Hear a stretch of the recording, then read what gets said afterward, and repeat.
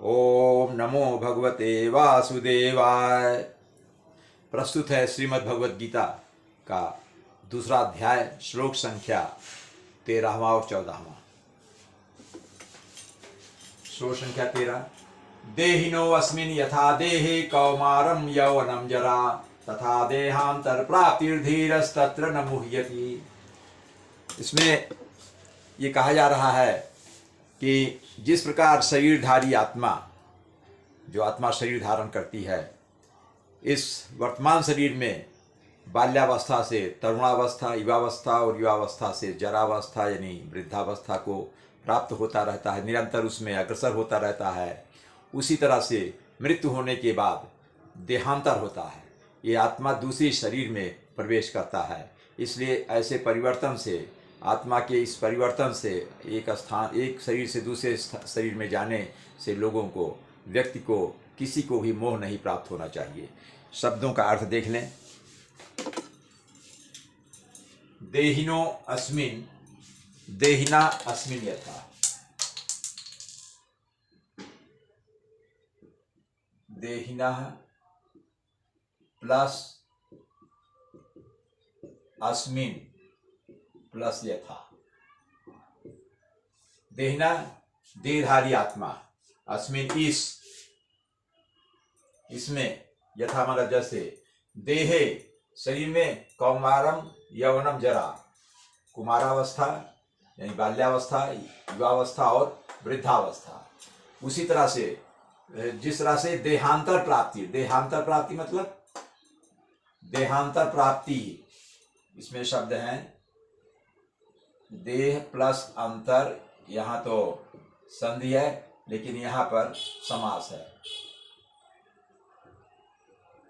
प्राप्ति विसर्ग है प्लस धीरा प्लस तत्र, इतने शब्द हैं। देहांतर प्राप्ति धीरस तत्र, देह प्लस अंतर फिर समास है, इसमें सब नहीं है। प्राप्ति प्लस धीरा प्लस तत्र। देह अंतर मतलब शरीर को देहांतर होने पर, एक शरीर से दूसरे शरीर को प्राप्त होने पर, धीर मतलब धैर्यवान पुरुष, उसमें मोह नहीं होता उनको, उसमें उनको दुख नहीं होता, कष्ट नहीं होता। अगला है मात्रा स्पर्शास्तु कौन्तेय शीतोष्ण दुख सुख दुखदाः आगमापायिनो अनित्यास्तान् तितिक्षस्व भारत। इसमें कह रहे हैं कि हे कुंती पुत्र, अर्जुन कहते हैं, कृष्ण भगवान कहते हैं, हे कुंती पुत्र, सुख और दुख का क्षणिक उदय जिस तरह उसी तरह से होता है जिस तरह से कि शीत ऋतु और गर्मी ऋतु का आना जाना होता है, उसी के समान है। इंद्रियों, ये सब हे भरतवंशी, ये सब जो है इंद्रिय बोझ होते हैं, इंद्रियों के ऊपर है आप कैसा महसूस करते हो। इंद्रियों पर अगर नियंत्रण है तो आप सर्दी और गर्मी कुछ नहीं महसूस करोगे, या दोनों को समभाव से देखोगे। उसी तरह से सुख और दुख को भी समभाव से देखेंगे, क्योंकि वो क्षणिक होते हैं, हमेशा ना सुख मिलेगा ना हमेशा दुख मिलेगा, वे आते जाते रहते हैं। इसलिए मनुष्य को चाहिए कि अविचल भाव से सुख या दुख, सर्दी गर्मी की तरह सहन करने की प्रैक्टिस करे, उसका अभ्यास करे। शब्दों को देखते हैं।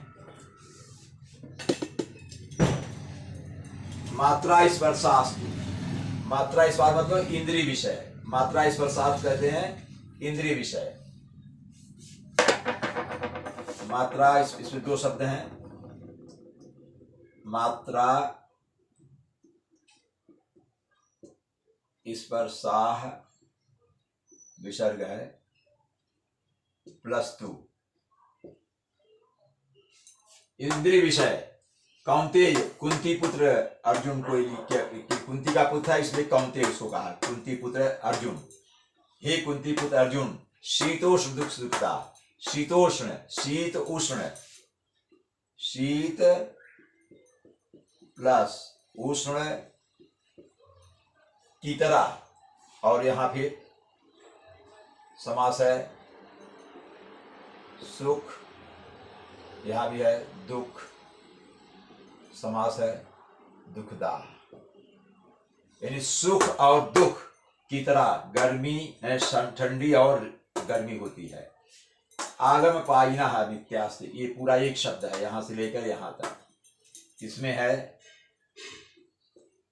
आगम प्लस अपायिनः, अपायिनः प्लस अनित्यः, अनित्याः प्लस तान, तान प्लस, तान प्लस तितिक्षस्व, ये शब्द है। आगम माने आना, अपाहिना मतलब जाना, अनित्या मतलब नित्य मतलब होता है हमेशा, आ हो गया तो क्षणिक हो गया, कुछ समय के लिए, हमेशा के लिए, थोड़े समय के लिए। और तान मतलब वे, ये सब सुख दुख, ये सब गर्मी सर्दी।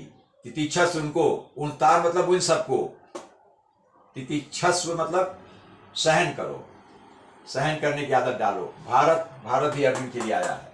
यहाँ कुंती का पुत्र माँ की तरफ से आया, भारत यहाँ आया है पिता की तरफ से। तो पिता और पुत्र के दोनों तरफ से उसको संस्कार मिले हैं, तो ये कहा गया है।